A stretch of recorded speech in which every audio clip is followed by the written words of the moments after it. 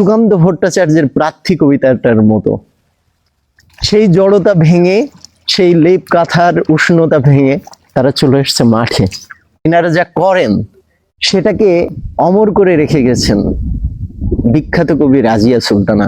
চাষিদের আত্মত্যাগকে চিরস্মরণীয় করার জন্য লিখেছিলেন, সব সাধকের বড় সাধক আমার দেশের চাষা, দেশমাতারই মুক্তিকামী দেশের সেজে আসা।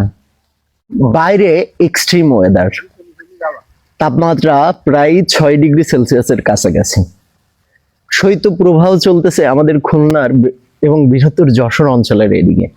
কিন্তু এই যে খেটে খাওয়া মানুষ, এই মানুষগুলো ভোর 6টার সময় চলে এসছে তাদের কর্মব্যস্ততার কারণে ধান লাগাচ্ছে। এনাদের এই ধানের প্রত্যেকটা গোছের সাথে উঠে আসে তাদের জীবনের পোড় খাওয়া বাস্তবতা, তাদের জীবনের দুঃখ, কষ্ট, যন্ত্রণা, পারিবারিক কোলাহল, সবগুলো ভুলে তারা চলে এসছে এই ধান লাগাতে, এই কৃষিটাকে বাঁচিয়ে রাখার জন্য। এই ওয়েদারে যখন আমরা সবাই গরমের উষ্ণতা চাচ্ছি, এই শীত থেকে বাঁচার জন্য একটু আগুনের স্পর্শ চাচ্ছি, একটু সূর্যের আলো চাচ্ছি, সেই সুকান্ত ভট্টাচার্যের প্রার্থী কবিতাটার মতো। সেই জড়তা ভেঙে, সেই লেপ কাঁথার উষ্ণতা ভেঙে তারা চলে এসছে মাঠে। এই যে ধান রোপণ করতেছে। আসলে ইনাদের যে সাধনা, ইনারা যা করেন সেটাকে অমর করে রেখে গেছেন বিখ্যাত কবি রাজিয়া সুলতানা।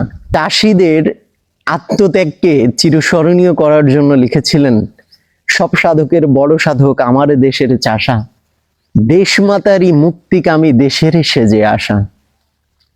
দধিচি কি তাহার চেয়ে সাধক ছিল বড়, পুণ্য অত হবে না তো সব করিলেও জড়। মুক্তিকামী মহাসাধক মুক্ত করে দেশ, সভায় রেসে অন্ন যোগায় গর্ব নাই তো লেশ।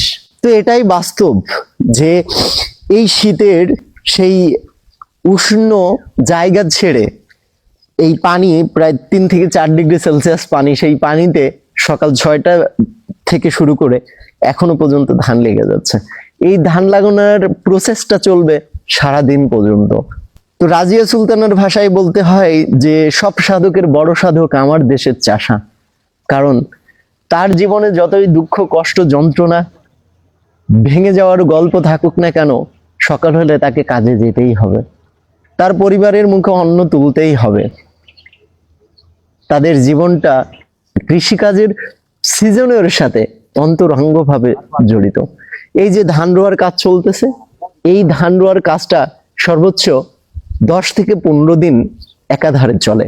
এই সময়টাই তাদের জ্বর, সর্দি, কাশি, পরিবারের কারো অসুস্থতা, কোনো বিবাহ অনুষ্ঠান, কোনো বড় কোনো অনুষ্ঠান, কোনো কিছুই এনাদেরকে আটকাতে পারে না।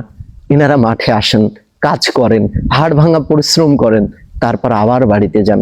এই দিন যায়, রাত আসে, রাত যায়, দিন আসে, কিন্তু তাদের এই প্রক্রিয়া চলতেই থাকে।